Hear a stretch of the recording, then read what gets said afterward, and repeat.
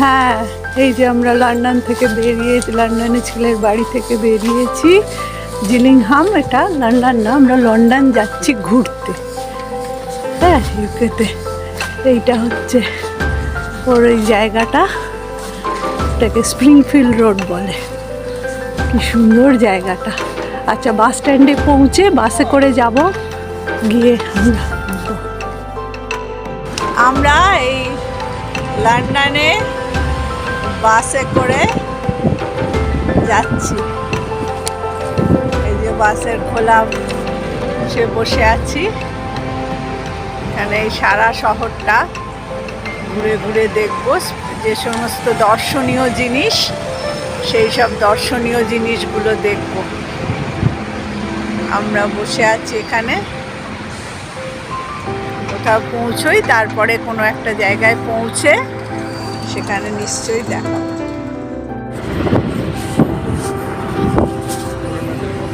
এটা হচ্ছে Hyde Park.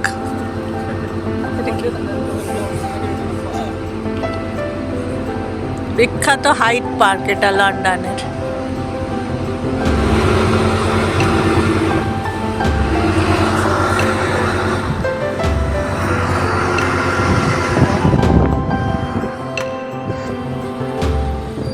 বড় পার্ক, বড়ের মাঠের আইডিয়াটা এখান থেকেই ওরা নিয়ে করেছিল।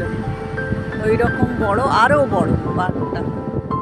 একটা লন্ডনের মার্কেট প্লেস, এখানে প্রচুর দোকান আছে, খাবার দোকান, হোটেল, তারপরে নানা রকম মার্কেটিং সমস্ত এরিয়া, সমস্তটাই মার্কেট প্লেস।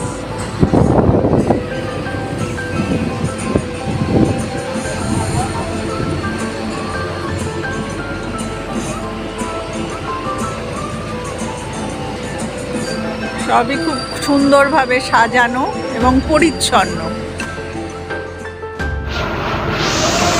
এটা হচ্ছে বিখ্যাত বেকার স্ট্রিট, যেখান থেকে আমাদের সমস্ত গল্প শার্লক হোমসের শুরু হয়, রহস্য রোমাঞ্চ গল্প। সেই বিখ্যাত বেকার স্ট্রিট, শার্লক হোমসের বাড়ি।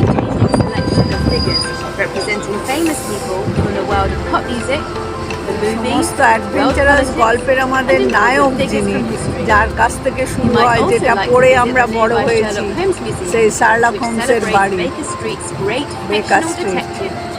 আমরা ছোট্ট বয়স থেকে শার্লক হোমস পড়েই বড় হয়েছি। আমাদের স্বপ্নের একবারে গল্পের নায়ক।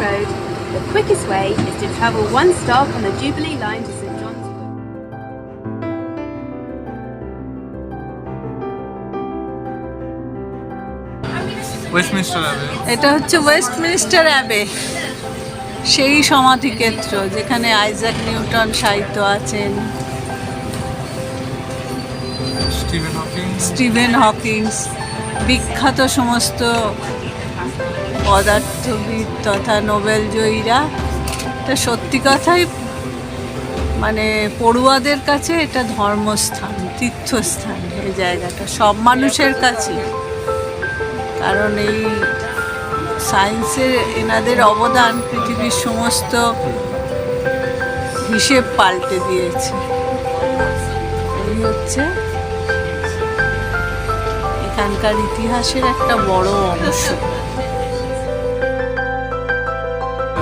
ওয়েস্টমিনিস্টার অ্যাবে বিখ্যাত।